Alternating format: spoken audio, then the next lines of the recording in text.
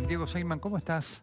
Muy contento de estar acá con vos en esta noche de sábado, que siempre venís al programa y es tan gustoso para nosotros, así que súper contento, Bueno, Nelson. igualmente nosotros. ¿Cómo estás viviendo todo esto? Vos, desde un punto de Mira, vista primero personal, después vamos a ir a tu evaluación profesional. digamos, em, yo te diría que algo que me impactó mucho en función de lo que vos planteaste en el inicio es cómo hoy el gobierno de la provincia de Buenos Aires, para persuadir, no, para disciplinar a la ciudadanía sin avisar nada, inconsultamente, previó una serie de cortes y embudos y de controles en todos los accesos a la ciudad que le robó entre 2 y 3 horas a la ciudadanía. Hay ahí, Nelson, una concepción del poder antiguo que no está de acuerdo y ni en sintonía con la vida moderna, con la vida de las redes sociales, con la concepción de individuo, es decir, la disposición autoritaria de las fuerzas de seguridad en un horario en donde no correspondía, pero además, si vos tenés una inquietud genuinamente sanitaria, vos tenés que avisarle a la ciudadanía que vas a hacer retenes o cortes o que se va a retrasar. Es decir, la concepción de que un Estado puede disponer de tu tiempo es una concepción vieja y es una concepción autoritaria. Esto empieza a tener costo político. El sueño de cerremos todo por otros medios. Kicillof no pudo cerrar todo como hubiera deseado. Hoy hizo un despliegue autoritario y fíjate el escándalo que Sí, se claro. produjo. ¿Te sorprendió? ¿Sabes que sí? No evalúan el costo político. Digamos, no hay una línea de tiempo que muestre el vacunatorio VIP, lo que pasó en Ezeiza hace 48 horas, que todavía no está resuelto, porque nadie es la madre o el padre de la criatura de las dos monotributistas, la investigación de los test PCR que hizo Diego Cabot de La Nación. Digo, no aparece ahí. Rápidamente Aeropuertos cambió al prestador, pero todavía no se sabe qué pasó ahí. Claro. Y 48 horas después algo de otro orden, no del orden de la corrupción, pero del orden de lo autoritario. Y es, yo soy el Estado y voy a poner a la policía bonaerense a controlar en embudos. Que es posible hacerlo. Claro, correcto. Es legal. Pero hace una cosa, avisarle a la ciudadanía porque le estás robando su tiempo. Junto con esto que te sorprendió, ¿qué otras cosas se sorprenden de este momento del manejo político del gobierno, de esta circunstancia tan delicada que estamos viviendo? Me sigue sorprendiendo, me sigue impactando la necesidad de Alberto Fernández de hablarle al Instituto Patria y de no entender la circunstancia o la coyuntura histórica que está viviendo. Yo entiendo que es un poder delegado, entiendo que esto es un frente en donde hay muchas bocas de expendio y todos los socios tienen que estar más o menos conformes, pero me resulta desconcertante ver cómo alguien que llegó al 70-80% de imagen positiva el año pasado, cuando vio que era el que gobernaba desde el sillón de Rivadavia, empezó a gobernar desde el sillón o del peronismo o mirando desde su living o desde Olivos al Instituto Patria. Y bueno, esto lo vemos en todo, Nelson. Hoy yo te pregunto a vos, ¿el secretario de Energía Eléctrica está o no está en su silla? Es decir, ¿de qué hablamos? De si hay un plan o no. ¿Entendés? Es decir, no me gusta, pero hay un plan. No se sabe cuál es el plan. ¿El plan con las tarifas cuál es? Te quiero decir con esto. Sí, claro, está claro. Como un presidente que debe ser un líder en una coyuntura histórica donde todo el mundo está haciendo esfuerzos, en vez de ser claro y hablarle a todos, un día dice no debemos confrontar y al otro día va contra la ciudad de Buenos Aires. Y cierro con esta idea, digamos, de la construcción del enemigo. Vos decías en el editorial. Hay un historiador, ya murió hace 3 años, Amos Oz, israelí, Claro. y decía que el drama de estos tiempos es que frente a problemas sumamente complejos, hoy una parte de la sociedad pide respuestas hiper simples.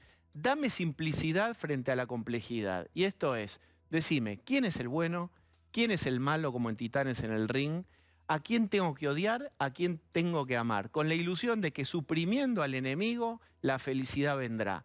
Entonces, este esquema infantil casi de pensamiento mágico es el que está operando. la ciudad de Buenos Aires, los que venían del extranjero, los runners, el muchacho que vino con la tabla de surf, era chivos expiatorios, además, obviamente en clave del opresor y el oprimido, clases sociales medias y altas. Es decir, estamos encerrados como Jurassic Park en una clave de lectura de hace 50 años, aislados, ¿viste? Como criaturas ideológicas que están extintas en otras partes del mundo, sobreviven acá y con una consecuencia tremenda del retraso que tenemos. Aprovecho y apelo a tu profesión de psicólogo. ¿Qué pensás que psicológicamente le pasa a Alberto Fernández para tener esta sumisión efectivamente muy clara en los hechos fundamentales de sumisión a Cristina Fernández de Kirchner? No sé exactamente, algún mínimo diálogo había antes de que él asumiera, él se autopercibía y así incluso lo comunicaba, de la fortaleza, de que justamente lo que mostraba su fortaleza era que Cristina lo había elegido y eso mostraba la debilidad de Cristina, digamos. Él se ilusionaba con que Cristina había reconocido una debilidad y un techo en sí misma.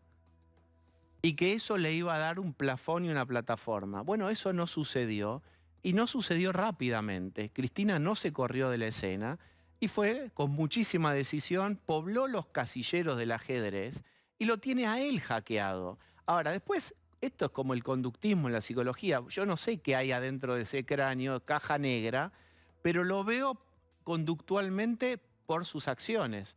Y las acciones son erráticas en este sentido. Es una pena, es una circunstancia histórica, una oportunidad. Ahora, qué complicado, obviamente, este fenómeno de la contradicción en un momento en el cual vos tenés que generar convicción, ¿no? Cuando el año pasado tenía 70-80%, que le hablaba a todos, que estaba, digamos, tenía toda la imagen positiva, había logrado que el jefe de la salud privada, Velocopit, dijera: esto es una guerra, estamos para escuchar al general. Un referente importantísimo de la oposición se reunió con él y dijo: usted es el general, estamos a disposición. A mí ya no me gusta, antes usaba la metáfora bélica. No sé si ya ahora esto es una guerra, pero claramente es un desafío enorme. Somos mamíferos, Nelson, necesitamos liderazgos. Los mamíferos somos necesitados de líderes claros en los cuales confiar. Y sobre todo en momentos en donde hay que hacer un esfuerzo enorme. Entonces, si vos decís, vos sos médico, mira, va a venir una operación, no es fácil, te va a doler, el pronóstico es el siguiente, vas a tener esta recuperación y si haces todo así, hay X porcentaje de posibilidades de que empieces a mejorar. Bueno, hay un plan ahí. Yo voy a pasar por el quirófano y no es agradable. Voy a sentirme mal, voy a tener privaciones, pero ahí hay una línea, un horizonte. Tengo un pacto de confianza con un profesional que es un médico. Con el presidente hubiera sido lo mismo, es decir, hubo un pacto de confianza que el propio oficialismo fue rompiendo. Yo me refiero a la parte de la sociedad que no acompaña su voto, ¿no? En este momento se necesita un apoyo transversal. Me parece que ahí se lesionó la credibilidad en momentos donde además se va a necesitar muchísima paciencia. Vos lo venís diciendo, ahora son 3 semanas. ¿Alguien acá cree que estos son 3 semanas? Porque además, ¿qué se rompió?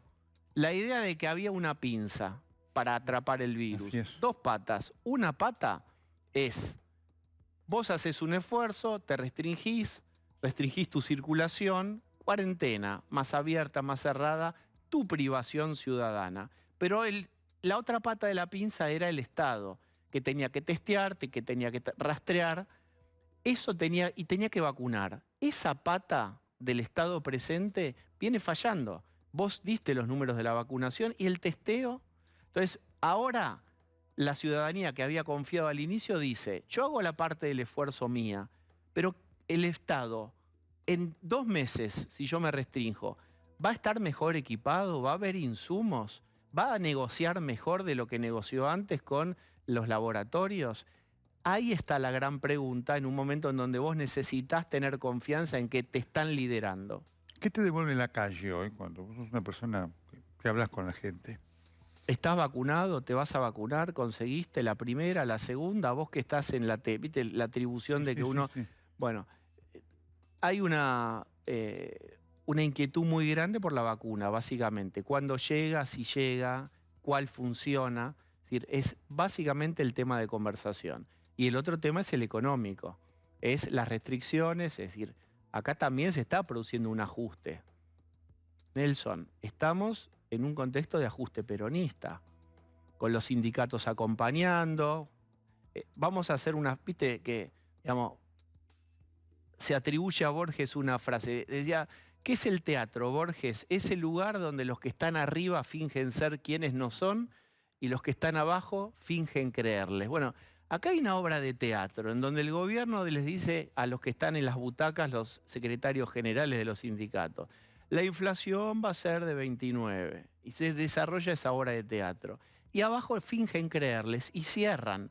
Está bien, con alguna cláusula gatillo, con una revisión en octubre, pero todo, digamos, y vos tenés una inflación de 4,8, si baja y muy bien puede ser 4,2. Ahí se está produciendo también en la fórmula de la jubilación, es un ajuste. Bueno, hay una red que tiene que ver con el contexto peronista que hace que no estalle, pero también hay una pérdida de poder adquisitivo grande. Ya los tenés a los movimientos sociales diciendo, ustedes quieren las calles bien, nosotros somos esenciales, Sí, claro. queremos vacunas.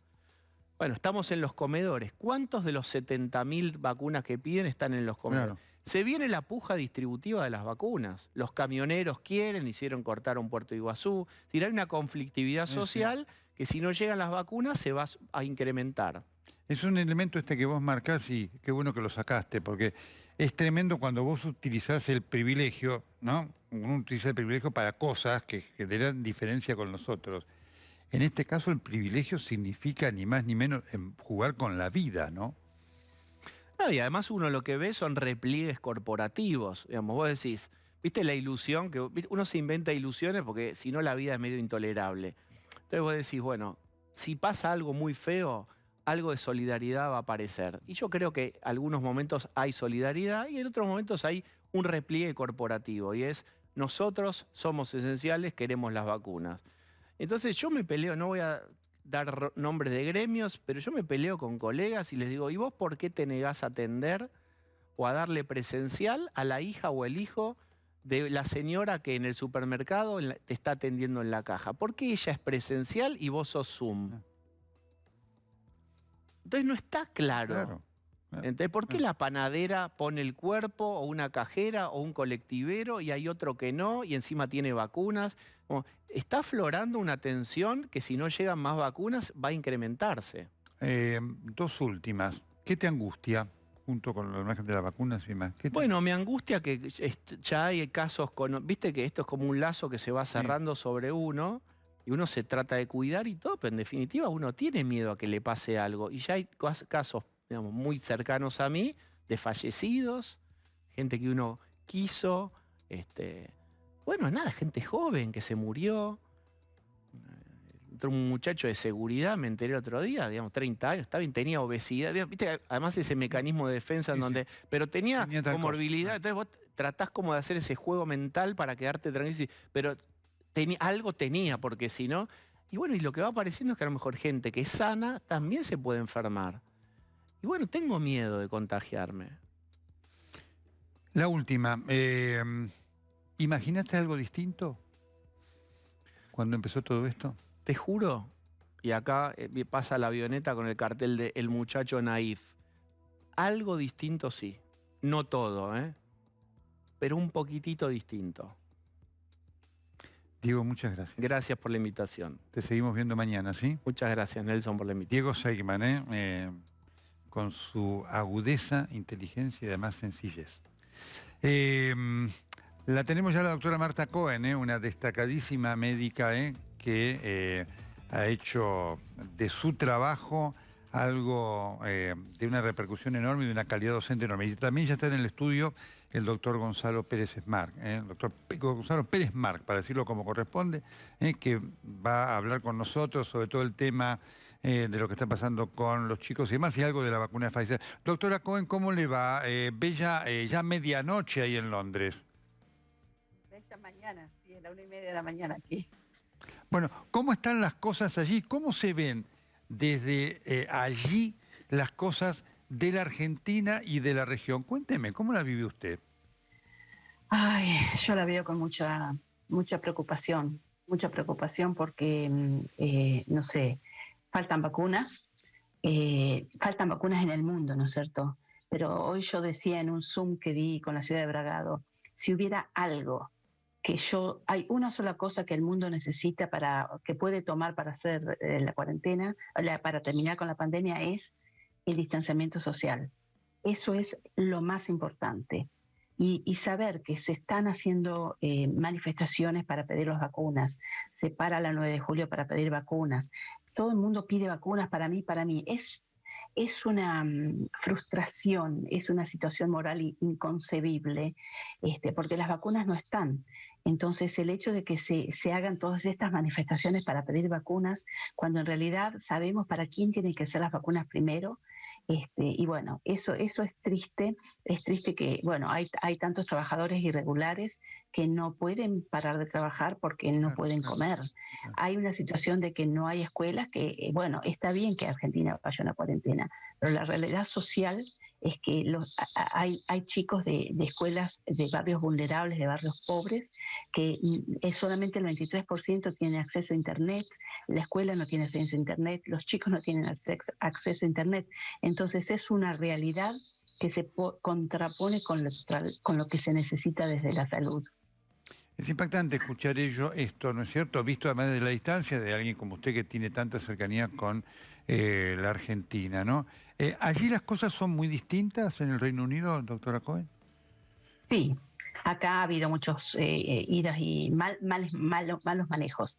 Yo podría decir que hasta diciembre se manejó todo bastante con muchas equivocaciones, ¿no? Y yo siempre soy una persona positiva y digo, no miremos para atrás, miremos para adelante. ¿Qué podemos mejorar? ¿Qué aprendimos?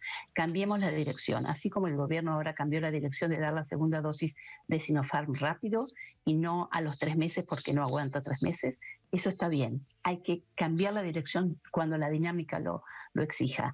Ahora, ¿qué pasó a partir de enero? Fuimos a una cuarentena absoluta por 3 meses y medio. Lo primero que volvió fue la escuela. Nadie dijo, a mí me toca la vacuna primero.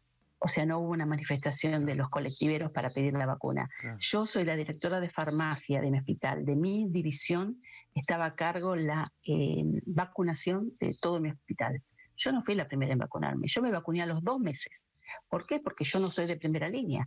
Y es muy claro. Primero eran los de 80 años. Y lo del personal de primera línea. Segunda, los de 80 años en la comunidad y el resto del personal de salud. Luego los de más de 70 y ahora están vacunando los de más de 40. Entonces, la vacunación, el distanciamiento social y los test han ayudado mucho a que ahora tengamos, por ejemplo, en el día de ayer, 15 fallecimientos, claro, de 1.820 en enero, claro, 2.000 casos, de 68.000 en enero. En enero teníamos más de 40.000 personas, pacientes internados en los hospitales, y ahora menos de 1.500, 1.400. Para tener una idea, doctora, ¿cuánto se testea allí? ¿Cuánto se ha testeado allí diariamente? Porque esto es un tema que siempre ponemos de manifiesto. Eso es fundamental. Eso es fundamental. Mire, Our Wellbeing Data, que es una base de datos muy seria, dice que en Argentina, para que comparemos, por cada caso positivo se testearon 3.4. En el Reino Unido, por cada caso positivo se testearon más de 400. Claro. ¿Qué diferencia? Y ahora se están haciendo más de 1 millón de test diarios, contando las PCR y los test diarios. Con ese nivel de vacunación de la población, se hace más de 1 millón de test diarios. Sí, sí, entre PCRs y el test rápido. El test rápido va a ser lo que viene, ¿no? De una manera que vamos a poder circular, pero el test rápido tiene que ser provisto por el Estado, no vendido por las farmacias, realizado en la casa, a no ser que la persona tenga no sepa leer o no pueda entender o tenga una vulnerabilidad que, bueno, podrá ser ayudada, pero no vendido en la farmacia para quien lo puede pagar. Tiene que ser provisto por la salud porque es una inversión en salud pública y para todos. Doctora, ¿cuál fue la actitud ahí ciudadana frente a la cuarentena extrema? Porque protestas y disgustos hay en todo el mundo con esto. ¿Qué fue lo que pasó allí con el cumplimiento de las normas por parte de la gente? Bueno, hubo algunas manifestaciones, no voy a negarles que no hubo pocos. En general, en primer lugar, la comunicación desde el gobierno fue eficaz. Y le estoy diciendo a partir del mes de enero, porque al principio Boris Johnson hablaba de la inmunidad de rebaño y hablaba de que no había necesidad de usar barbijos. Pero hablaba de cosas de las luego cuales no tenía ninguna idea. Sí, pero yo lo que digo es, a partir de enero el gobierno, la política escuchó a la ciencia. La Entonces, política ahí, escuchó a la ciencia. eso es lo que yo interpreto, ¿no? La política escuchó a la ciencia. Hicieron diariamente, a una hora fija en la tarde, en los canales, el informe del gobierno y el informe de SAGE. SAGE era el gobierno, el grupo de científicos que aconseja todavía el gobierno, ¿no? Entonces es un informe serio, una comunicación clara, muchas páginas, muchas datas actualizadas. Entonces eso hace que no hay fake news. Por supuesto que en los sitios de redes sociales hay muchas fake news, ¿no es cierto? Pero desde el gobierno se da una información clara. O sea que la comunicación es importante. Segundo, sí, hubo algunos contratiempos, pero no fueron la mayoría. Yo cuando iba a trabajar todos los días, no había nadie en la calle. Le puedo asegurar que no había nadie. Tampoco había policía parando a nadie. A mí yo tenía un certificado que decía que era persona de salud. Jamás vi a la policía parando ni nada. Lo que sí hubo también fueron multas. Fiesta ilegal, multas, 15.000 libras de multa. Y además 100 libras de multa, que son unos $135 para cada participante de la fiesta ilegal, ¿no es cierto? Así que sí, ahora hemos vuelto recién, a los 3 meses y 4 meses volvieron los shopping centers. Claro. Los bares abrieron en la vereda. O sea que uno ve lo que ve en Buenos Aires y ahí me di cuenta, después de 18 años que vivo aquí, que claro, acá como hace frío y llueve, Claro, no hay bares en la vereda. Pero ahora están los bares en la vereda, los restaurantes en la vereda, los gimnasios dan clase afuera. Así que es una vida más afuera. Mucha ventilación. La ventilación es fundamental. Eso se aprendió ahora. Eso se aprendió ahora. La ventilación es una cosa imprescindible para que se invierta en equipos de ventilación. Doctora Cohen, como siempre, un gusto tenerla aquí con nosotros y de escucharla. Sirve de mucho aprendizaje. Muchísimas gracias. Muchas gracias y cuídense. Gracias igualmente. Lo tengo ya al doctor Gonzalo Pérez Marc. Vamos a hablar con él en esta noche en la cual queremos escuchar a muchos a propósito de lo que es la realidad que hoy enfrentamos con la segunda ola en expansión. Hoy hemos tenido un 25% de casos, 16.200 casos con 61.000 testeos, más o menos entre 25 y 26% de testeos. Doctor, ¿cómo le va? ¿Cómo le va? Buenas noches. ¿En qué punto estamos de la segunda ola? Bueno, estamos en un momento en donde es muy importante lo que vayamos a hacer de acá en adelante, me parece, porque veníamos ascendiendo muy rápido en la cantidad de casos, ¿no? Con mucha circulación viral. Y a partir de las restricciones que se tomaron, parecería haber amesetado, por lo menos. Hoy estamos viendo 15 días para atrás, más o menos. Sí, sí. Haber amesetado un poquito. No sé si es representativo los valores de hoy, que es sábado, que por ahí se testea bastante menos, pero estos días previos ya estaban empezando a marcar, aunque sea que iba frenando el aumento, no que empiece a bajar. Es decir, cuando ya empiece a bajar sostenidamente es cuando vamos a poder decir el pico quedó atrás. A mí me parece que todavía falta para el pico, porque además con este nivel de restricciones estamos en la positividad que usted comentaba recién. Estamos en un momento complicado, pero en un momento donde todavía no colapsó el sistema sanitario, esperemos que no colapse nunca, pero en mucha tensión, ¿sí? En una situación bastante desesperante. En algunos lugares sí, ahí han tenido, no todos, afortunadamente, pero están todos con una tensión que no se había vivido el año pasado. No se había vivido el año pasado, al menos en AMBA. El año pasado en las provincias del norte, Jujuy, en Salta, en Tucumán, en La Rioja, en algún momento hubo unas situaciones muy complicadas como las de ahora. Pero acá. el AMBA nunca había superado el 64, 65, no, que está más alto. Había estado muy holgado el AMBA, sí. En este momento está muy a tensión, como nosotros no lo hemos visto nunca, además. Y el personal sanitario, fue bueno decirlo hoy, que es el Día del Trabajador, ha puesto todo para que esa situación no se desbordara. No, sin duda. Es muy importante que lo marque, ¿no? Porque debe ser motivo de admiración de todos y de cuidado. ¿Qué significa estos niveles de circulación de las cepas de Manaus y del Reino Unido en el país en general y en el AMBA en particular? Tanto la cepa de Manaus, bueno, como la del Reino Unido, que ha tomado, ¿no?, un estado bastante predominante en todos lados, y aparentemente también la variante andina acá también, en Argentina.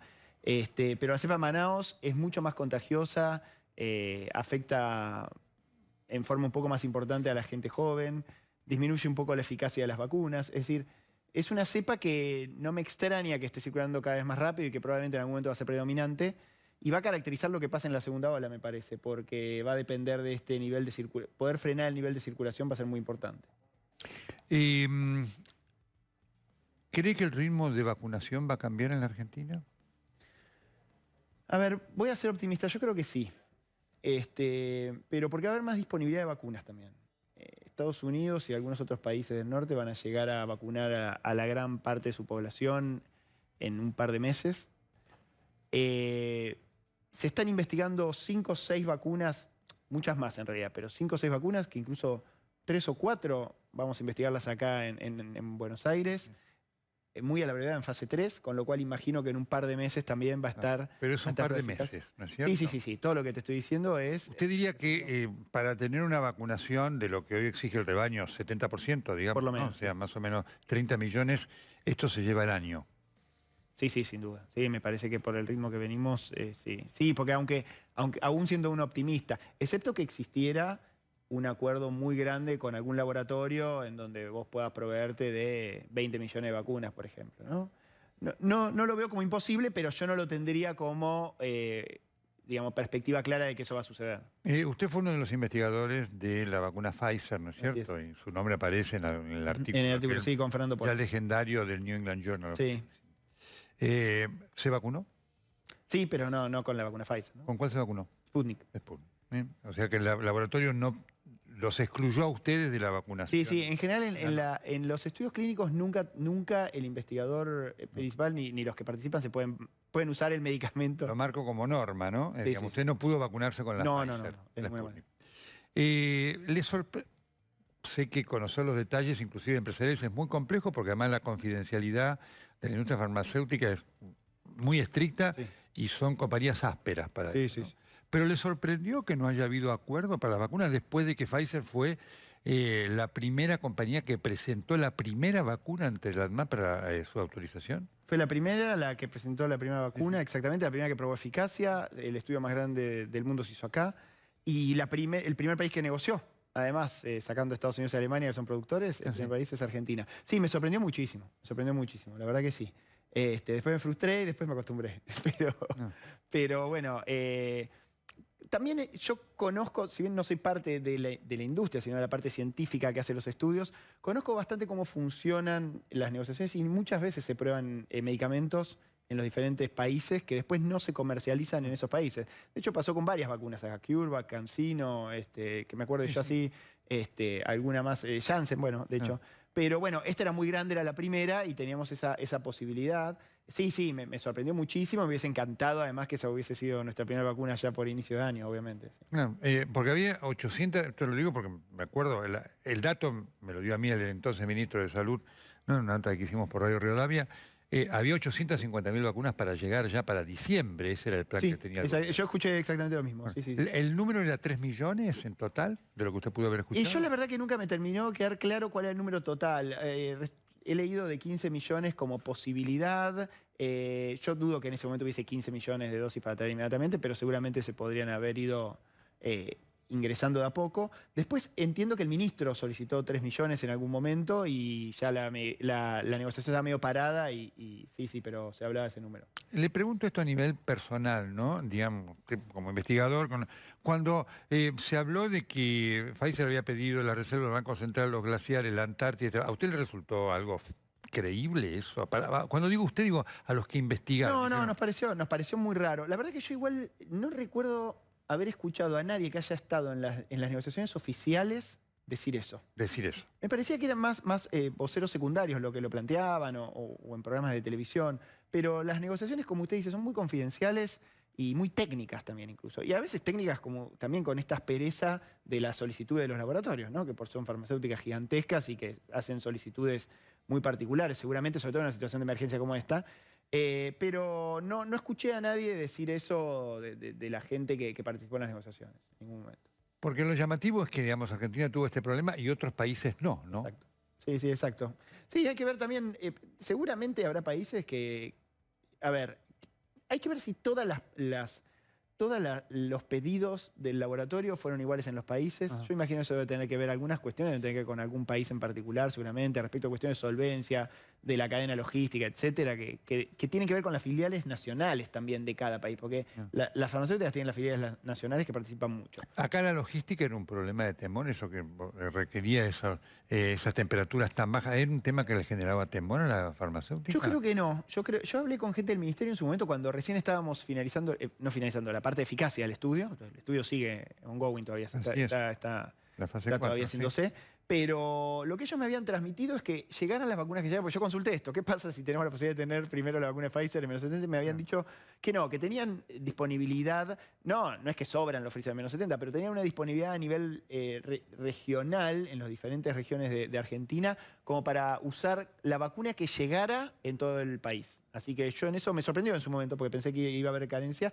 Quizás es como tenían organizado pensando en que uno también arma los planes de vacunación con diferentes vacunas, ¿no? Entonces claro. puede seleccionar, recordemos que había un montón que no tenían todavía publicación para ciertos grupos etarios, entonces uno puede ir seleccionando y armando según, primero ver con lo que cuenta. Eso también debe dificultar los planes de vacunación y la vacunación, ¿no? No saber uno bien con qué cuenta al corto plazo y al mediano ni hablar, para poder armar el plan de la manera más equitativa. Eso se les debe estar complicando bastante. Claro. ¿Usted cree que hay posibilidad que en esta reapertura de negociación lleguen dosis de vacuna en cantidades significativas de Pfizer? A ver, yo estaba convencido que en diciembre que esto iba a suceder y no sucedió, así que tome mi palabra, ¿no? Entre comillas, pero lo sé. yo creo que si se Muchos estábamos convencidos que iba a llegar. Sí, totalmente. También me lo dijo el ministro de Salud. Nelson, Sí. hoy Pfizer presentó el 3 de diciembre los papeles, van a estar. Yo lo recuerdo eso. La verdad es que yo creo que si uno frena las negociaciones por cuestiones de acuerdo técnico, vamos a poner contractuales legales, y las reinicia ahora porque tiene ganas de cerrar el acuerdo. Así que yo lo primero que pienso es que entiendo que el acuerdo se va a cerrar a la brevedad, porque si no, no sé, digamos, ¿qué puede pasar en estas negociaciones ahora para que de vuelta, después de abiertas, se vuelvan a cerrar? Y sí creo, y en esto soy optimista, en que si se cierra el acuerdo, Pfizer no es que nos va a dar solo algo que le quede de remanente, sino que va a respetar las partidas que se soliciten en tiempo y forma. Porque aquí se genera todo un tema que es, para este año, y la impresión es que el año que viene va a haber necesidad de vacunas. ¿Es una impresión equivocada? No. Es para nada equivocada. No, de hecho no se va a llegar a vacunar a toda la población este año. Bueno, si se llega sería un gran logro, un éxito, pero como viene la vacunación en este momento, es muy probable que no se llegue este año o que se complique por ahí que todos tengan las 2 dosis. Entonces hay que pensar en el siguiente año, hay que ver qué pasa con las variantes también. Si por ahí en este tiempo vemos que la eficacia de alguna vacuna es muy deficiente para alguna de las variantes, o que alguna vacuna requiere de algún booster, algún potenciador, una siguiente dosis, un refuerzo a la brevedad. Entonces sí, por supuesto que hay que tener disponibilidad de vacunas. De hecho, muchas de las empresas están ahora sacando sus próximas partidas de vacunas ya preparadas para alguna de las variantes. Se está estudiando eso. Estamos con el doctor Gonzalo Pérez Marco, uno de los investigadores de la vacuna de Pfizer, BNT 162B2, que es el nombre técnico. Exacto. ¿Sí? Ya lo tengo además en línea al señor director del Hospital de Clínicas, el profesor Marcelo Melo. Profesor, ¿cómo le va? Bella noche. ¿Qué tal, Néstor? Buenas noches, ¿cómo te va? ¿Cómo estás? Un gusto de tenerlo aquí con nosotros. Le pido un minuto, estamos con la pausa y ya seguimos. Vamos a hablar con el director del Hospital de Clínicas, vamos a seguir con el doctor Pérez Marc para hablar de cómo está la situación hoy. Algo que hablábamos con el doctor Pérez Marc de la terapia intensiva, en este caso de un hospital emblemático como el Clínicas. Emisión del corresponsal hoy extraordinaria, vamos hasta las 22:30, no se vaya, ya volvemos.